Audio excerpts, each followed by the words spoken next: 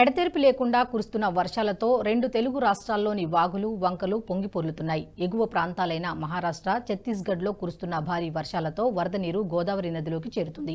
దీంతో భద్రాచలం వద్ద గోదావరి నీటి మట్టం 30 అడుగులకు చేరింది. భద్రాచలంలోని సీతమ్మ తల్లి నారచీరల ప్రాంతం నీట మునిగింది. ఈ కారణంగా సీతమ్మ తల్లి నారచీరల ప్రాంతం సందర్శన నిలిపివేశారు అధికారులు. మరిన్ని వివరాలు మా ఖమ్మం ప్రతినిధి శ్రీనివాస్ అందిస్తారు. 3 రోజులుగా కురుస్తున్న వర్షాలతో పాటు ఎగువ రాష్ట్రం ఛత్తీస్గఢ్, మహారాష్ట్రలో కురుస్తున్నటువంటి భారీ వర్షాలతో వాగులు, వంకలు పొంగిపోలుతున్నాయి. ఎగువన ఉన్నటువంటి ఉపనదులు ఉగ్రరూపం దాల్చడంతో భద్రాద్రి కొత్తగూడెం జిల్లా భద్రాచలం వద్ద గోదావరికి అయితే భారీగా వరద వచ్చి చేరుతుంది. నీటి మట్టం అమాంతం పెరిగిపోతుంది. భద్రాచలం వద్ద 32 అడుగులకు చేరుకొని గోదావరి ప్రవహిస్తుంది. ఇప్పటికే భద్రాచలం ఏజెన్సీలోని చర్ల, అటు పెదముసిలేరు వద్ద ఉన్నటువంటి తాలిపేరుకు అయితే వరద భారీగా వచ్చి చేరుతుంది. ప్రాజెక్టు పూర్తి స్థాయి సామర్థ్యం 74 మీటర్లు కాగా 72.92 మీటర్లకు చేరుకోవడంతో మొత్తంగా కూడా దిగువకు గోదావరిలోకి నీటిని విడుదల చేశారు అధికారులు. మరోవైపు గడిచిన 24 గంటల్లో కూడా తాలిపేరు నుంచి 81,572 క్యూసెక్ల నీరైతే దిగువకు విడుదల చేశారు. ప్రస్తుతం తాలిపేరు ప్రాజెక్టు 14 గేట్లు పూర్తిగా ఎత్తి మరో 6 గేట్లు అయితే 2 అడుగుల మేర ఎత్తి 66,900 క్యూసెక్ల నీటిని అయితే దిగువకు గోదావరిలోకి విడుదల చేస్తున్నారు. గంటకు వరద నీరు పెరుగుతుండడంతో మరికొన్ని గేట్లను ఎత్తే అవకాశం అయితే ఉందని మాత్రం అధికారులు ఇప్పటికే చెప్తున్నారు.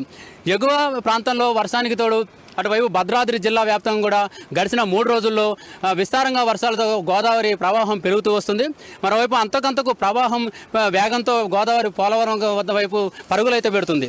ఎడతెరపు లేని వర్షాలకు భద్రాచలం, పర్ణశాల వద్ద సీతవాగు వరద తీవ్రత అయితే పెరుగుతుంది సీతవాగు వద్ద. అటువైపు దీంతో నీట మొత్తం కూడా సీతమ్మ తల్లి నారచీరలు పూర్తిగా ఆ ప్రాంతం అంతా పూర్తిగా నీటిలో మునిగిపోయింది. దీంతో సీతమ్మ తల్లి నారచీరల ప్రాంతానికి సందర్శనకు వచ్చేటటువంటి భక్తులు అయితే ఆలయ సిబ్బంది అయితే ఎలో చేయట్లేదు. మరోవైపు మూడు రోజులుగా కూడా భద్రాచలం వద్ద గోదావరికి వరద ప్రవాహం పెరిగే సూచన ఉందని ఇప్పటికే వనరుల శాఖ హెచ్చరికలు జారీ చేసింది.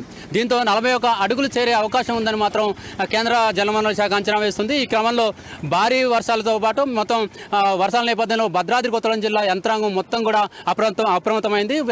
ప్రమాదకర స్థాయికి గోదావరి ప్రవాహం పెరిగితే తీసుకోవాల్సినటువంటి ముందస్తు చర్యలపై సమీక్ష సమావేశం అయితే ఇప్పటికే నిర్వహించారు.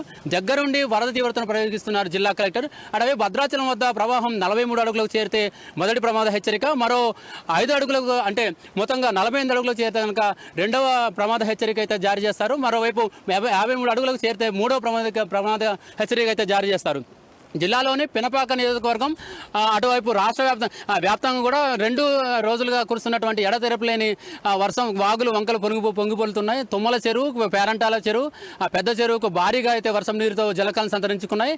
సింగరేణి, మనుగూరు ఏరియాలోని ఓసీలోకి వరద భారీగా అయితే వచ్చేస్తుంది. దీంతో సుమారు 12,000 టన్నుల బొగ్గు ఉత్పత్తికి అయితే ఓసీలో అంతరాయం ఏర్పడింది. ఓసీలో పూర్తిగా కూడా నిలిచిపోవడంతో మట్టి వెలికితీత పనులు కూడా ఆగిపోయాయి. మరోవైపు కోయగూడెం, అటువైపు ఉపరితల గనుల్లో వర్షం ప్రభావంతో పనులన్నీ కూడా నిలిచిపోయినటువంటి పరిస్థితి ఉంది. బొగ్గు ఉత్పత్తిని నిలిచిపోయింది. మొత్తంగా కూడా 10,000 టన్నుల బొగ్గు ఉత్పత్తి ఆటంకం ఏర్పడిందంటే అధికారులు ఇప్పటికే చెప్తున్నారు. 35,000 క్యూబిక్ మీటర్ల ఓవర్ బాడీ మొత్తం మట్టి వెలికితీత పనులకు కూడా ఆటంకం ఏర్పడింది. మరోవైపు సత్తుపల్లి, జేవీఆర్ మరియు కిస్టారం ఓపెన్ కాస్ట్లలో 9 mm మొత్తం కూడా 9 మిల్లీమీటర్ల వర్షపాతం నమోదైంది. ఎడతెరపలేని వర్షాల కావల్ల సింగరేణి 18,000 టన్నుల బొగ్గు ఉత్పత్తికి అయితే 10,000 క్యూబిక్ మీటర్ల మట్టి తొలగింపు కార్యక్రమాలకు అంతా ఏర్పడినట్టు అధికారులు ఇప్పటికీ అంచనా వేస్తున్నారు. సత్తుపల్లి నియోజకవర్గంలో మొత్తం కూడా జలాశయాలు భారీ వర్షాల కారణంగా నిండుకుండలా దర్శనమిస్తున్నాయి. మొత్తం కూడా నియోజకవర్గంలో గల మొత్తం కూడా అన్ని చెరువులు అలుగులు పారుతున్నాయి. బేతంపల్లి చెరువు, లంకా సాగర్ ప్రాజెక్టు, అటువైపు తామర చెరువు అలుగు పారడంతో 100 ఎకరాలు కూడా వరి పంట నీట మునిగింది. ఇంకా 3 రోజుల భారీ వర్షాలు ఉన్నాయని చెప్పని వాతావరణ శాఖ హెచ్చరికతో రైతులైతే ఆందోళన మొదలైంది. ఏదేమైనప్పటికీ ఇంకా 3 రోజుల వరకు రైతులు ఏ మేర ఎంత నష్టం వస్తుందని చెప్పని పరిస్థితి లేదని అధికారులు అయితే వెల్లడిస్తున్నారు. మరోవైపు ఇది మొత్తం కూడా ఇది ఇక్కడ ఉన్నటువంటి పరిస్థితి. ఇది ఉమ్మడి ఖమ్మం జిల్లా వ్యాప్తంగా రైన్ ఎఫెక్ట్ సంబంధించిన వివరాలు. కెమెరామెన్ రవితో శ్రీనివాస్, NHS టీవీ, ఖమ్మం. ఈ వీడియో మీకు నచ్చినట్టయితే లైక్ చేయండి, 10 మందికి షేర్ చేయండి. అలాగే కామెంట్ల రూపంలో మీ అభిప్రాయాలను మాతో పంచుకోండి. Nationalist hub group of channels ను సబ్స్క్రైబ్ చేసుకుని తెలుగునాట జాతీయవాద జర్నలిజాన్ని ప్రోత్సహించండి. ఈ వీడియో కింద ఉన్న బెల్ ఐకాన్ పై క్లిక్ చేయడం మర్చిపోవద్దు.